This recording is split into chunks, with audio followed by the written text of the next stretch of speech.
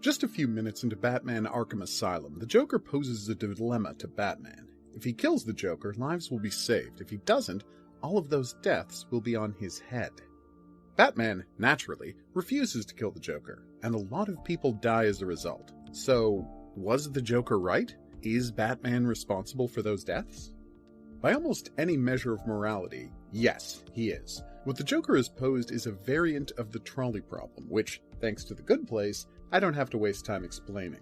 The key difference is that while in a standard trolley problem, the person has to decide between being responsible for the death of a random person or allowing a larger number of other random people to die, in Batman's case, the choice is between taking the life of a serial killer and allowing that serial killer to go on murdering dozens, if not hundreds, of other people. Of course, to fully judge the morality of Batman's choice here, we have to ask the key question: does he know, to any degree of certainty, that allowing the Joker to live will result in further deaths? To answer that question, we have to go back to their first meeting, as depicted in Batman: Arkham Origins. As the story begins, the Joker, while pretending to be Black Mask, has kidnapped the corrupt police commissioner and sparked a riot in Blackgate Penitentiary. By the time Batman arrives, the riot has resulted in the deaths of 28 guards. Those are only the bodies we see, mind you. The actual number could well be higher. It doesn't matter that those guards are killed by Joker's goons and prisoners as well as the Joker himself. He started the riot with the intent of causing those deaths, making him ultimately responsible for them. After watching the Joker execute the police commissioner, Batman attempts to track him down, believing him to be Black Mask.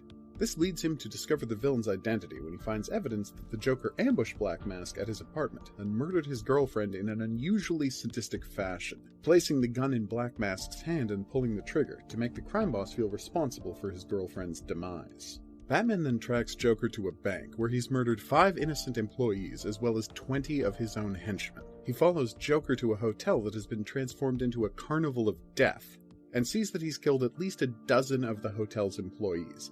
Again, those are just the bodies we see. The game implies the actual number is much higher. As if those people didn't have it bad enough working on Christmas Eve.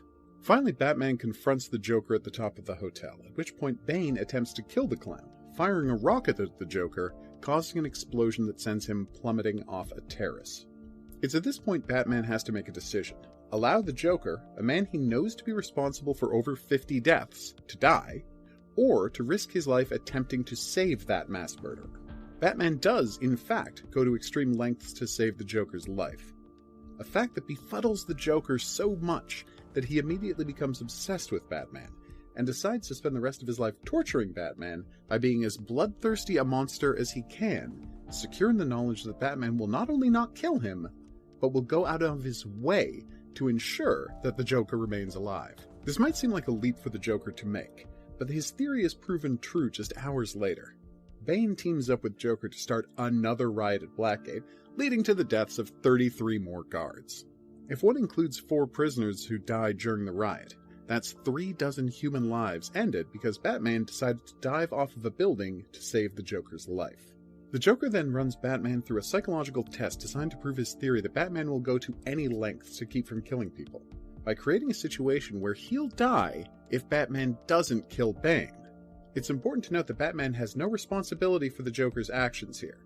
The Joker is attempting suicide. If Batman simply does nothing, the Joker will have killed himself, and Batman will not be responsible.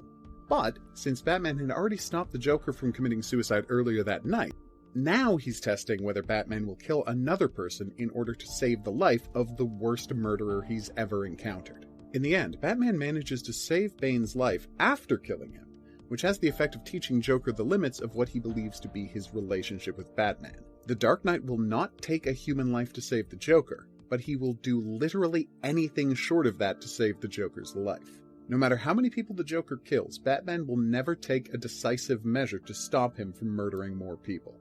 So as we go into Arkham Asylum, it's around a decade later. The Joker's crippled Barbara Gordon. Batman believes that he's killed Jason Todd, and, in all likelihood, hundreds of innocent people have died, either by the Joker's own hands, or those of the henchmen operating under his orders. That's the weight on Batman's shoulders as he decides whether or not to kill the Joker. His decision to save the Joker's life is led not only to the death of hundreds, but the suffering of countless family members of the deceased. Does Batman think about those people when deciding whether or not to kill the Joker at that moment? Or is there no decision at all? Does Batman ever consider the cost of his inaction, or is he so devoted to his self-image as someone who doesn't kill, that there was no risk of him ever throwing that batarang, no matter the resulting body count? So let's take a look at that body count, shall we? Over the course of the Joker's riot, 87 guards, 19 members of the medical staff, and 35 prisoners are killed. Other than a couple of guards who die immediately and some prisoners that the Joker experiments on with his Titan toxin, that's over 100 lives that would have been saved had Batman been willing to kill the Joker. It's important to note as well just how awful these deaths are, and the personalities of the people the Joker chooses to associate with. Here's a group of prisoners gloating over a guard's body. This guard always gave him a hard time. Not anymore. Yeah, serves him right. You really gonna do what you said? Yeah, get out of here, find his family, and waste them all. That's cold, man. I like it. Batman died in agony, believing that his entire family was going to be tortured to death. Batman could have stopped that from happening, but he didn't.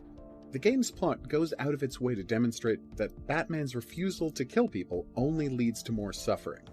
On 2 different occasions, Batman saves the life of hostages, only to find out that they've been murdered later on by the Joker or his henchmen. By the time the Joker is recaptured at the end of the game, innumerable lives have been destroyed by Batman's decision to spare the Joker's life. But if he's learned anything, he doesn't show it, because in the next game, Joker is a crime lord in Arkham City. It's impossible to guess exactly how many people's deaths Joker is responsible for during his time running a gang in the lawless, Escape from New York-inspired hellhole. But it's likely that if it weren't for the Joker being mostly responsible for Gotham's reputation as an endless nightmare, Hugo Strange never would have gotten the approval to attempt his police state experiment. So, in a very real way, Batman's decision to save the Joker's life way back in Arkham Origins is the reason that Arkham City happened at all. It's not a direct enough causal link to put everybody on Batman, but it's definitely worth thinking about. During Arkham City, hundreds of people are killed in gang warfare, and it's a good bet that Joker's gang was the most ruthless and bloodthirsty around. When the game begins, they've killed most of Black Mask's gang and taken over his stronghold. Later, when Hugo Strange wants to ensure that Arkham City becomes such a nightmare that he can be publicly justified in summarily executing everyone who lives there, he gives guns to Joker's gang, because he knows that while Penguin or Two-Face will use weapons to fortify their strategic positions in the city or gain ground in turf wars, the Joker can be trusted to start mass murdering as many people as possible, as we see in this scene where dozens of the Penguin's unarmed goons have been summarily executed. It's only in the Joker's last moments, though, that we see just how right he's been about Batman the entire time. Joker is dying from a horrible disease created by his own genetic experimentation, and Batman is infected with it as well. Batman manages to create a cure, and even though Joker murders Talia al Ghul, the closest thing Batman has to a soulmate, Batman is still entirely willing to cure Joker's illness as well. It's important to note that, once again, Batman has no moral duty to the Joker here. Joker's own actions have led him to his decrepit state, but just as he threw himself off of a building to save the life of a mass murderer once before, Batman is again willing to save the Joker, no matter what the cost in human lives might be.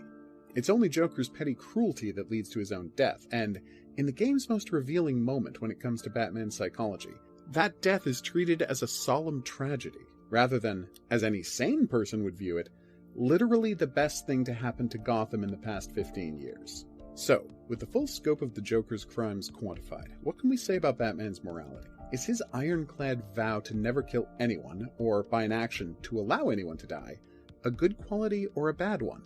In order to judge this, we have to look at whether the benefits of this course of action outweigh the harms. Naturally, we'll start with the harms. The Joker is directly and indirectly responsible for hundreds of dead people and an uncountable number of ruined lives, not to mention the dire economic effects the crime has on Gotham City.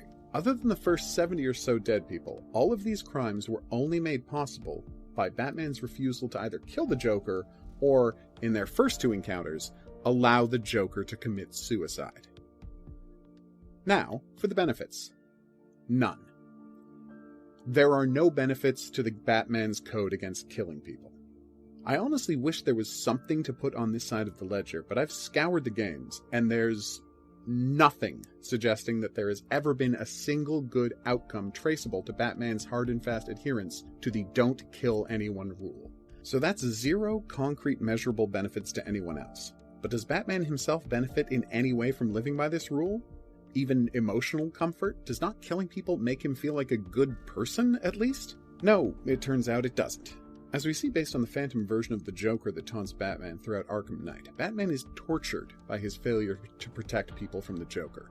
He feels guilty about every crime that the Joker committed that he could have stopped, which is nearly all of them. He's a miserable, haunted man with a joyless existence built entirely around self-flagellation. Batman is agonized by the fact that he can't save everyone, and yet he chooses to follow a self-imposed set of rules which serve only to ensure that more people don't get saved. So if this policy of Batman's provides no benefit to the world and no comfort to Batman, why does he follow it? The only reasonable explanation is mental illness, a severe case of arrested moral development traceable back to the murder of his parents. Seeing his parents gunned down created a fixation on death as Batman's main enemy. Not crime, not criminals, not even the specific man who killed his parents, but death itself. Powerless to prevent death, his psychosis narrowed its focus. So long as Bruce Wayne doesn't cause or allow people to die, he thinks that's the same as beating death. This is the kind of morality that makes sense to a child. If I don't do a thing doesn't happen. In Batman's stunted emotional core, he can't understand the concept of knock-on effects, and that his supposedly positive actions today may have massively negative consequences later on. Batman doesn't think in long-term outcomes. To him, all that matters is that he, in the moment, is not causing people to die. And to him, that's the same thing as being opposed to death, which is, at its core, the only thing he truly values. While he may feel a surface-level guilt for all of the people that the Joker hurts and kills, deep down, they don't matter to him. He didn't personally kill them, so he's still not on the side of death, and therefore, he's living an ethical life. Batman's moral code is stunted, selfish, and toxic. It drove him, multiple times, to save the life of a mass-murdering psychopath, and as such, gives him the moral responsibility for that man's crimes. The death of his parents drove Bruce Wayne to become a crusader against injustice, but the psychological damage he suffered at that moment ensures that he'll never be successful at it. Thankfully, in Arkham Knight, there's a ray of hope for the character. In one of the DLC missions, Batman comes face to face with a dying Ra's al Ghul, and is posed with a choice. Save his life, and escalate a war between factions within the League of Assassins that will lead to many innocent deaths as people are caught in the crossfire, or kill Ra's by destroying his life support system, and accept the League's assurance that they will never operate in Gotham again. For the first time in his life, Batman is forced to see the hypocrisy at the core of his oath. He vows not to kill anyone, but he's fine with people being locked in a small room for decades until they succumb to heart disease or cancer. Every life sentence without the possibility of parole is by definition also a death sentence. But Batman has always told himself that he was keeping himself morally pure by turning mass murderers over to the justice system. Faced with a literally immortal foe, however, Batman seriously questions his oath for the first time. Can he really be supporting the cause of justice by letting a psychopath go on killing forever? So the player is allowed to choose whether Batman will kill Ra's al Ghul or let him live. Sadly, it's impossible to know which of these two possible endings is canonical, which leaves us with a puzzle. When Batman returns 1 year after the events of the main game, using Scarecrow's improved fear toxin to strike terror into the hearts of criminals, which Batman is it? A new, matured Bruce Wayne who's finally gotten over his issues and is willing to do what it takes to actually wage a real war against crime and evil? Or is it a sad, deluded man who's going to fall back into the same disastrous patterns? In the end, it's up to the player to decide. I've been the Hidden Object Guru. Thanks for joining me on this journey through Bat morality. You can find more Batman content here on the playlist. I got a lot of footage while replaying all of the games. I'll see you back here for that, but until then I'm going to say, au revoir.